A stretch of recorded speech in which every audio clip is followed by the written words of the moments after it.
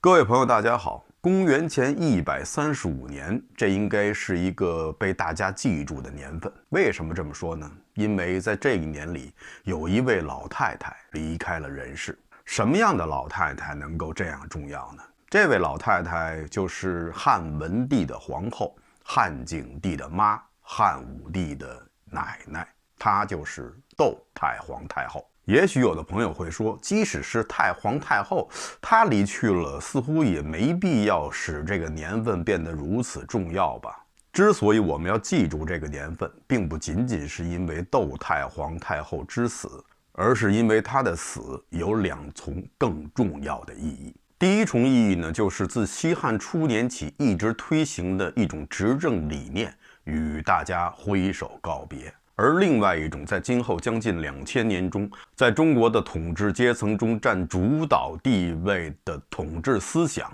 高光接榜。那个似涓涓细流而来，而又挥挥手不带走一片云彩而去的，就是道家思想；而那个呼啸而至，目无旁人的，就是儒家思想。所以说，这一年是两种思想交接棒的分水岭。除了这层含义以外，还有一层含义。另外的一层意义就是关于窦太皇太后的孙子汉武帝刘彻的。如果说刘彻是一个躁动的、不安定的、总想整出点事情的齐天大圣孙悟空的话，那么窦太皇太后就是压在这个孙猴子上的一道封印。有他在的日子，孙猴子只能规规矩矩的。但当这个封印过了它的有效期限，悄悄地脱落的时候，那个被压抑已久的孙猴子就跳了出来。如果说西汉初年将近70年的时间里，不管是刘邦、吕后还是文景之治，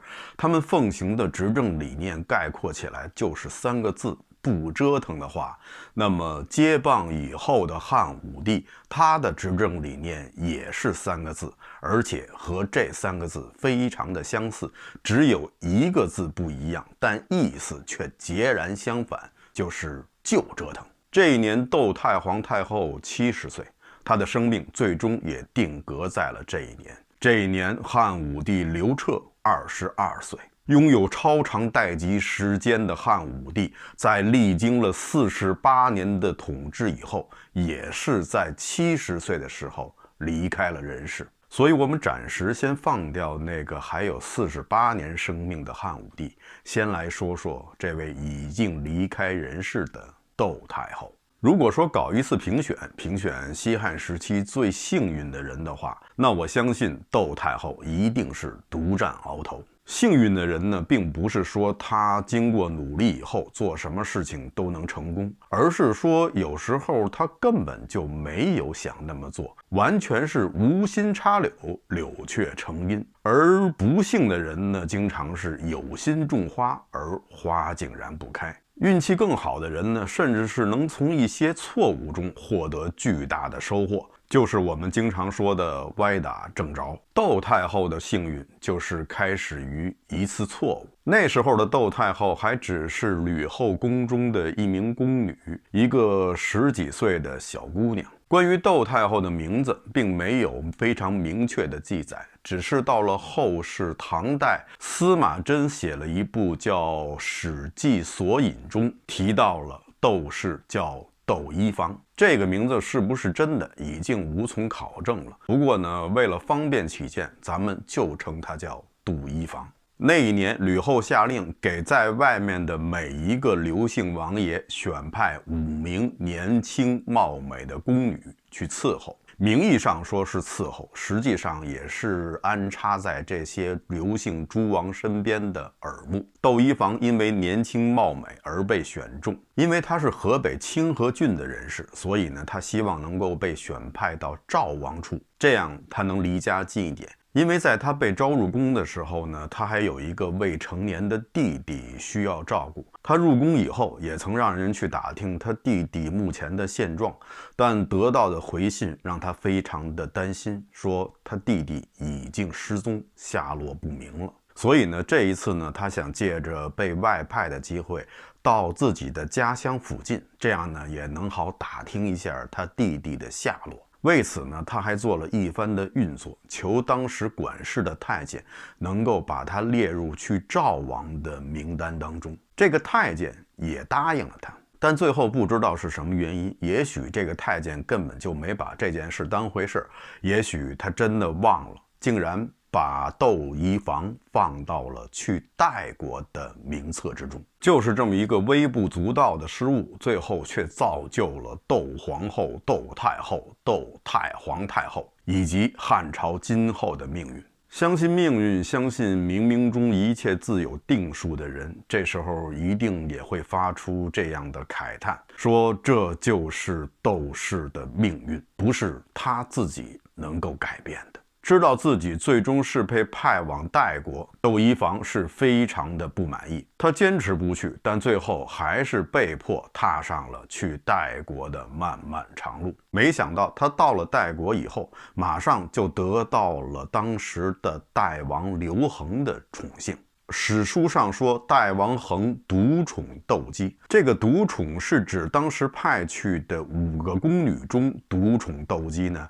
还是指的这个范围也包括当时的代王王后？这个在史记中所记不详。窦姬很快就为代王恒生了2儿1女，其中他的长子刘启就是后来的汉景帝，出生于公元前188年，而他的父亲代王恒是出生于公元前202年，也就是说他的父亲比他大14岁。他出生的时候，汉文帝只有14岁。这还没有完，刘启并不是窦姬和代王恒的第一个孩子，他们的第一个孩子是一个女儿，就是后来的馆陶长公主刘嫖。这还没有完，大家知道代王王后还有4个儿子，而且根据史记记载，刘启是在他所有的儿子中排在中位，并不是老大，也就是说代王王后至少有1个儿子是比刘启要大的。至于这个儿子是不是比刘嫖大，这个呢很难查证了。但不管怎样，至少可以说明汉文帝有第一个孩子的时候，也就是12、13岁。这个年龄应该是男性在生理上具有生育功能的最低线。在前几期节目中啊，我们曾经讲过代王王后和他的4个儿子的神秘的死。我们认为呢，这件事情很有可能是功臣集团在汉文帝默许的情况下所做的。但会不会还有另外一种可能，就是这件事情是窦漪房幕后操纵的？毕竟在这几个人死了以后，最大的受益者应该是窦漪房，他做了皇后，他的儿子做了太子，大汉以后的皇位都是在他的儿子一脉中传承。那么是不是有这种可能呢？应该说理论上是存在的，但实际上呢很难。一是因为呢窦姬可能没有这个能力，在防卫森严的宫中，在汉文帝和薄夫人的眼皮底下杀死代王王后和他的孩子，还不是1个孩子，是4个孩子，而且有的孩子应该已经有10几岁了。杀死他们对窦姬来说完全是一个不可能完成的任务，这绝对不是他一个人可以做得到的，他必须要有外援。而窦姬出身贫寒，他的家族中并没有任何人在外做官，所以他没有任何的外戚可以借助，即使他做了这件事情，也不可能最后不被查出来。能够杀死代王王后的4个儿子，而且最后还安然无事的人，一定是能够掌控全局，并且保证这件事情不会被调查的人。而当时的窦姬绝对没有这个实力。窦漪房就这样当了皇后，他的儿子刘启也被封为了太子，一切都是这样的顺其自然，他似乎并没有刻意为之什么，但是总能得到最好的结果。窦皇后也有一件烦心事儿，就是关于她的弟弟，那个下落不明的小弟弟。做了皇后以后，她也是派人四处寻找，但是呢都没有什么结果。突然有一天，宫女向他禀报说，皇宫外有一个人自称是他的弟弟，还递进来一封书信。窦漪房看了这封书信以后，仍然是将信将疑，所以呢，就把这个人招进来，他和汉文帝一起盘问这个人。这个人说呢，他是在4、5岁的时候在家乡被拐卖走的，后来中间呢又转了10几道手，期间一直做的是一些苦力。他被拐卖的时候虽然年幼，但是呢仍然记得他家乡的名字就是灌京县，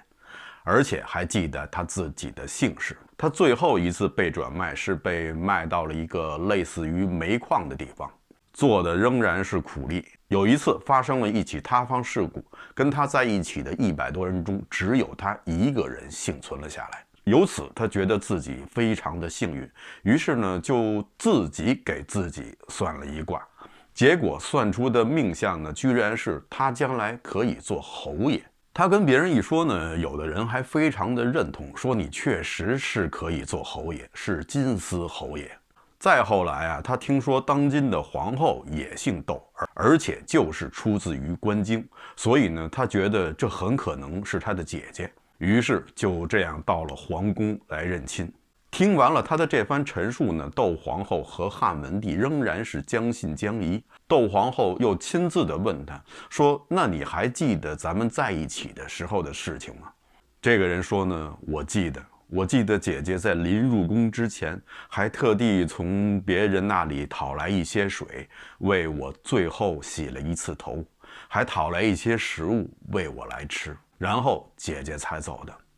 窦皇后听完这话以后，立刻是嚎啕大哭。这正是他们姐弟最后离别时的情景。这个人确实是他失散多年的弟弟窦广国，又叫窦少君。汉文帝也是非常的感动，当时周围在场的人都哭泣了起来。汉文帝马上降旨给窦广国封了爵，而且还让他搬到长安来居住，这样他们姐弟就可以经常在一起了。而那些当初转卖窦广国的那些人贩子们，自然也就不会有什么好的结果。窦皇后一定会派人一个一个的查，谁也跑不了。而这些人被抓住后将要受到的惩罚叫谪刑。谪呢，在古代就是杀生祭祀的意思，本身就有撕裂的意思，就是古人在祭祀的时候呢，通过撕裂牲畜的身体来显示对神灵的尊重。所以大家可以想象这是一种什么刑罚。简单的说，就是大卸8块，然后处死。具体的我就不细说了，有这方面嗜好的朋友可以自行脑补5分钟。古人讲身体发肤受之父母，不得损坏，孝之始也。所以死了以后，以完整的身体去见自己的父母祖先，这是一件关乎于自己来世的事情。而谪刑不光是断了他这个人今生的念想，同时也是毁了他来生的盼望，所以应该说是非常的严厉的。人口拐卖是自古有之，古人呢管这叫掠人或者叫掠卖人。在西汉时期，这些人贩子们受到的惩罚就是谪刑。而如果是买方，同样也会受到惩罚，不过呢轻一点，他们会受到情刑，就是在脸上刻字，然后点上墨汁，这些刺字就会伴他的一生，甚至是来生。所以它和那个谪刑的意思呢大同小异，只是程度轻了而已。因为这种刑罚伤害的是他的皮肤，他也同样无颜去见他的父母和祖先。大家可能经常听到这样的话，说什么如果现在投降，我就赐你全尸。这个对现代人来说似乎是没有多大的诱惑力，而对于古人来说，这确实是一个有吸引力的 offer。所以古代的皇帝如果对犯罪的臣子赐死，臣子是要感恩的。因为一般如果是赐死的话，说明这件事情到你这儿就算结束了，不会罪及你的家人。二呢，就是你能保全一个完整的身体，到地下去见你的父母祖先。通常来说，做臣子的这时候要叩头谢恩，但是呢也有例外。比如说汉文帝时期的国舅伯昭，他就犯了事儿，被汉文帝赐死。不过伯昭不想死，他就对汉文帝说：“我不死，不死就不死，看你怎么办。”无奈之下，汉文帝就使出了一个特别土鳖的方法，就是请了一个民间说唱团体，天天到伯昭他们府中去哭丧，天天给他办丧事。最后伯昭只能长叹一声：“算你狠，自杀了事。”这时候可能有喜欢抬杠的朋友会问说，既然身体发肤受之父母不得损坏的话，那指甲怎么办？古人要不要剪指甲？这个答案很简单，古人是要剪指甲的，但是剪指甲也是有讲究的，剪脚指甲和手指甲不能在同一天，要找吉时。而且呢，剪下来的那些指甲呢，还不能随便的丢弃，也不能放入水火之中，应该把它好好的埋好。这样呢，一来是为了表示对父母的尊重，二来呢，据说是有一种鸟叫复留的，经常是晚间偷偷的飞入室内，专门去偷那些扔掉的头发和指甲。据说如果被复留取走了这些东西的话，会伤害你的魂魄。在古代自然也有美甲，当年杨贵妃一出场，一手的红指甲是艳惊了4座。古人形容美女也经常说是肤如凝脂，指如削葱。如果纤细的手指配上修剪得很好的指甲，就愈发显得手指细长，特别像山东大葱。到了清朝，那些贵族的女子们更加重视保护自己的指甲。大家看慈禧那个指甲特别的长，而且还带着一个指甲套。上朝的时候，如果哪个大臣不听慈禧的话，慈禧会喵的大叫一声，就给他挠一下子。所以大家看到在清朝退朝的时候，有的大臣以袍袖掩面，那大概就是因为他不听话，让慈猫挠了一下子。到了唐朝，按照《唐律疏律》的记载呢，对人贩子仍然是予以重惩，所有的首犯一律处于绞刑。从犯也是杖100，赦3000里。这辈子你是甭想回到你的故地了，你也甭想着蹲2、3年监狱，然后出来以后再重操旧业，把你发配到了那个苦寒之地。周围的人中有很多都是穷凶极恶的罪犯，还有不少就是人贩子。你到了那个地方，谁卖谁还真说不定呢。对人口买卖的买方，按照唐律疏律，同样也要予以重惩，不过是罪减1等，那至少也是赦3000里，还要服苦役，这辈子也别想活着回来了。到了宋朝，宋朝的刑法宋刑统基本上是继承了唐律疏律的法律条文，对人贩子依然是予以重惩，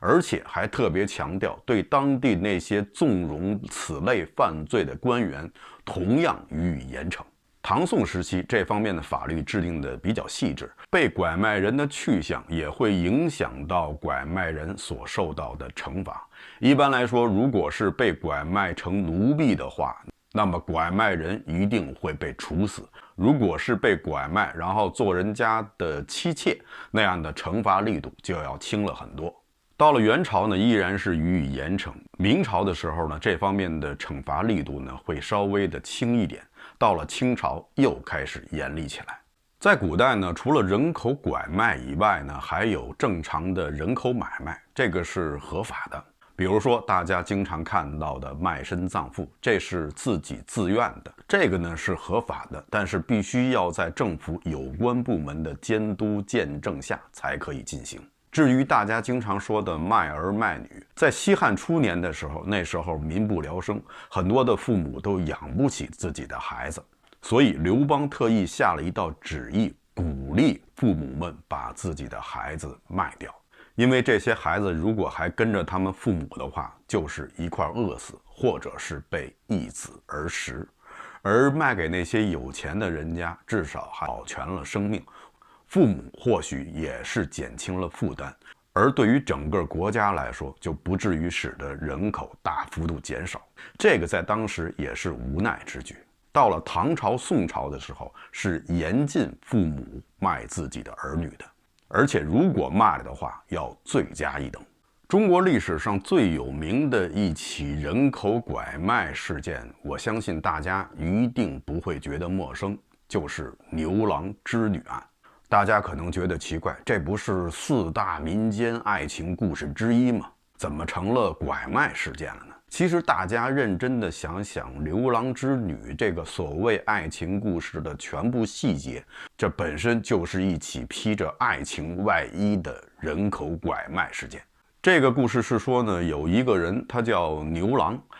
到了婚娶的年龄，但是仍然没有女人愿意嫁给他。他家中的老流氓不是一头老牛，给他出了一个流氓主意，说呀，让他在某一天某一刻去到河边，那个时候会有天上的仙女到这个河里来洗澡，然后让他挑中一个心仪的女人，偷偷的把她的衣服拿走。这样的话，等他们洗完澡的时候，没有衣服穿的这个仙女就不能再回到天宫了。然后就让牛郎娶了她。牛郎这个人显然是没有什么道德底线的，他果然就依计而去，到了河边，首先是偷窥女人洗澡，然后又偷走了其中一个最小的仙女的衣服，最后这个小仙女在他的胁迫之下被迫与他结婚，然后还生了2个孩子。在明朝以前的版本是说，这个仙女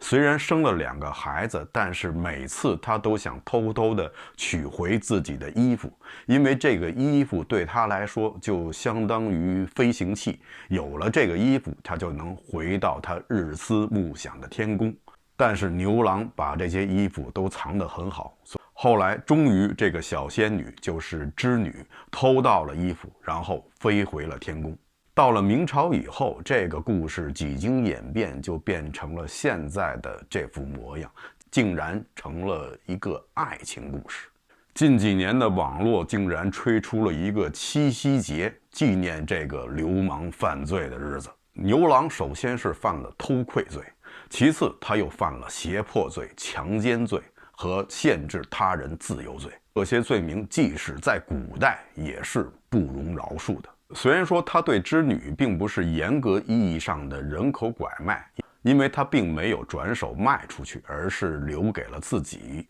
但是对于织女来说，所受到的痛苦是一样的。也许有人说，后来织女是真的爱上了牛郎，我想这有可能是斯德哥尔摩综合症吧，被劫持的人爱上了劫匪。不管从哪个角度，牛郎织女都不算是什么爱情故事。